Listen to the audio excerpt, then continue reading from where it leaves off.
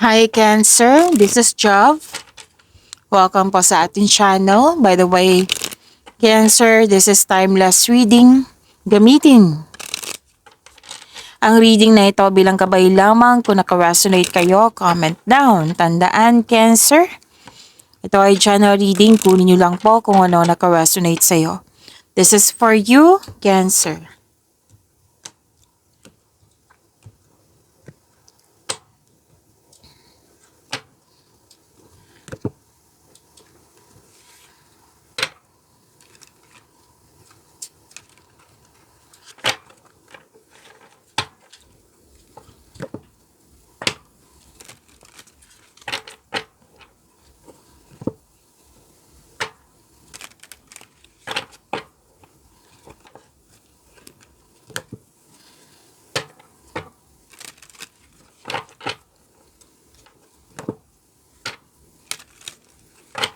Para po ito sa iyo, Cancer.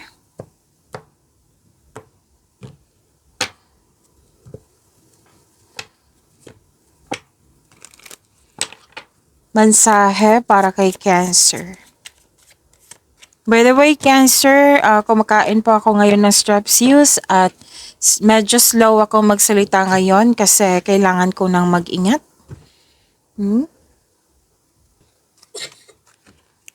Work through your fears. Okay.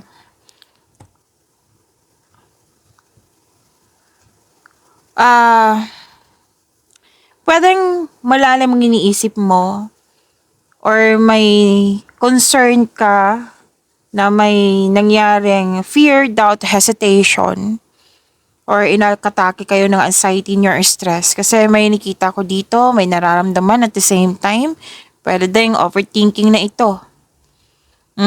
So, sabi ng card, na kailangan mong harapin fears, struggles, challenges, kesa iwasan mo ito. Kasi kung iiwasan mo, mas lalaki yung fear. Mas bibigat. Kailangan mong ma-overcome ito. Kung hindi mo kaya, then seek help. Okay? And fear. Kailangan magkaroon ng increased confidence. Labanan mo tong fear na ito. Again, kung hindi kaya, seek help. Okay?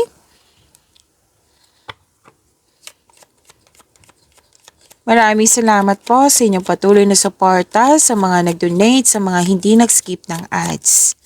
Sa mga hindi pa nag-subscribe, subscribe na po kayo at click bell notification para malaman nyo na may bago tayong video para updated po kayo. Para sa mga gusto magpa-reading po, comment po kayo ng personal reading and check my reply sa comment section. Prosperity. Cancer, prosperity ito. May nakita rin ako nag-uusap tungkol sa property. I think family mo to kasi nakikita ko dito nasa bahay. Or pwede din nag-uusap kayo tungkol sa domestic matters. And nakita ko dito na some of you na ang trabaho nyo sa home base. Or di kaya gusto nyo mag-staycation sa bahay kasi you felt calm, relaxed, and security pag nasa bahay kayo. Nakikita ko rin dito na may success, joy, and happiness kasi may positive outcome and success. May nakita rin ako ditong, anong tawag nito? Nakalimutan ko yung term eh. Okay. So may nakalimutan akong, may nakita ako dito, tama ko lang, bakit nagulat ako sa sinabi ko? May nakita ako ditong reunion, party, meeting, togetherness, public event, special event, party. Okay, pati ako nagulat ako sa sinabi ko.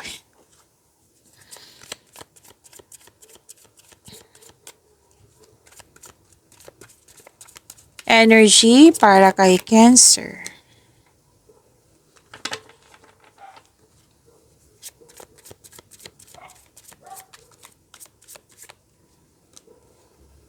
Okay.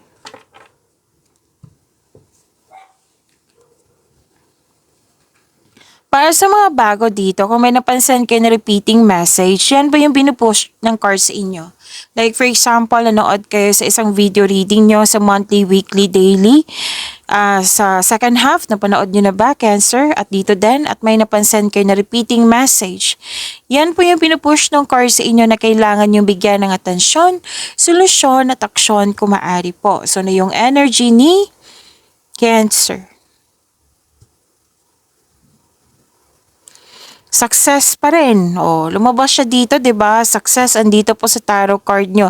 At itong dalawang card nito, nag-enjoy kayo. Which is sinabi din dito.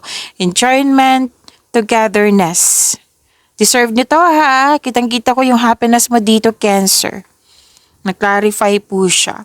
A time of enjoyment and you're feeling safe. Naging wais ka din sa pag-handle ng iyong finances.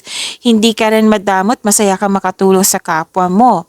So, bakasyon. Andito din, sinabi ko kanina, yung staycation. Pwede din out of town to, pero most likely bahay to. Na may plano kayong bigyan ng, may plano kayong magbakasyon para bigyan ng oras yung sarili mo. Which is, sinabi nga kanina, na nag-clarify na naman. So, promotion, pagtaas na kita, sweldo allowance, or na yung posisyon. Maraming orders. Actually, kung kailan nyo ito napanood, lucky day nyo to. Kasi lucky ang sinabi dito luck. L-U-C-K, lucky day. Tapos, lahat ng tinanim nyo nagbo-bloom.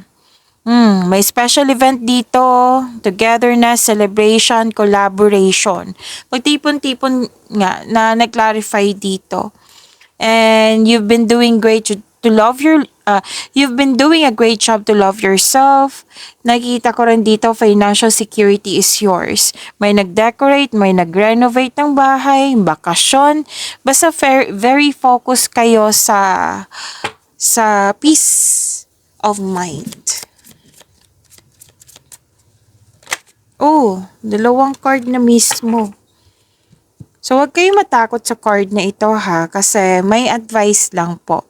Walang mangyayaring masama. Huwag kayong mag-isip ng hindi nakakabuti sa'yo. Okay? So, that is an advice. Baka may ano kayo dyan. Okay, so advice lang po ito. Walang mangyayaring masama. Huwag kayong mag-isip ng mga hindi nakakabuti sa'yo. Kasi we are here, diba? Para magkaroon ng inner peace. Para may matuklasan, may realize na yun nga. So, transformation.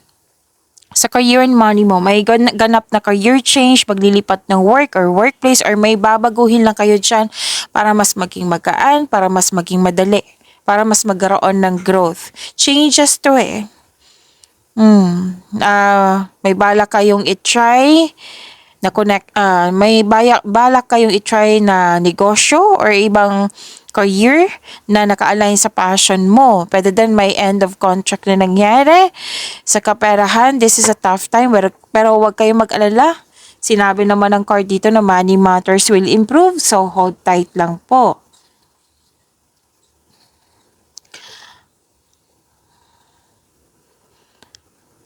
At sinabi ng card dito na umiwas kayo sa toxicity. Kasi may nakita akong controlling person or judger.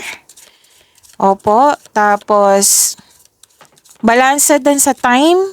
Kasi may nakita ko ditong workaholic, sobra sa trabaho or sobra sa paggasta. So, kailangan ng balanse. Ang advice kasi ng card nyo dito, freedom and recovery. Okay?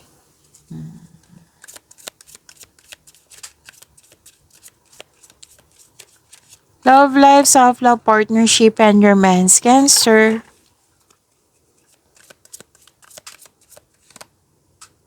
By the way, Cancer, kanina po, before this video, may love reading kayo. Kung gusto nyo malaman kung ano yung iniisip ng person mo, panoorin nyo po. Kung hindi nyo mahanap, andun po sa channel natin, hanapin nyo po. Okay? Okay, single ka man, may relasyon sa buhay mag-asawa. You're walking away sa isang connection na hindi na nakakatulong sa'yo. Like, nagkaroon ng unhealthy connection, toxicity nga. Pwedeng sa kaibigan to, sa partner, kung sino man yung taong malapit sa'yo. Basta ginawa mo ito kasi you want growth. Kasi alam mo, kung magstay ka sa toxicity, walang mangyayaring growth. Para sa lahat yan na, single ka man, marelasyon sa buhay mag-asawa. Kasi nakikita ko dito nagko-cause ito ng yung anxiety, anxiety, cancer na, yung, pwede din na, most likely anong tawag nito? Yung, through your fears, anxiety, or, nakalimutan ko yung term. Fear, or overthinking, yan. So, kailangan makakawala kayo kung may isusuko kayo. Like, yung nag-move forward kayo, kasi gusto mo magkaroon ng growth. Okay? And, allow yourself to experience love. Huwag niyong hayaan na parang nakakulong ka sa isang bagay, sa isang sitwasyon, or sa isang tao. So, allow yourself to experience love. Kung hindi man ito mabigay ng ibang tao, love yourself more. Pag-imanin niyo po yung blessings na binigay sa inyo, Cancer. See you tomorrow. Maraming salamat po.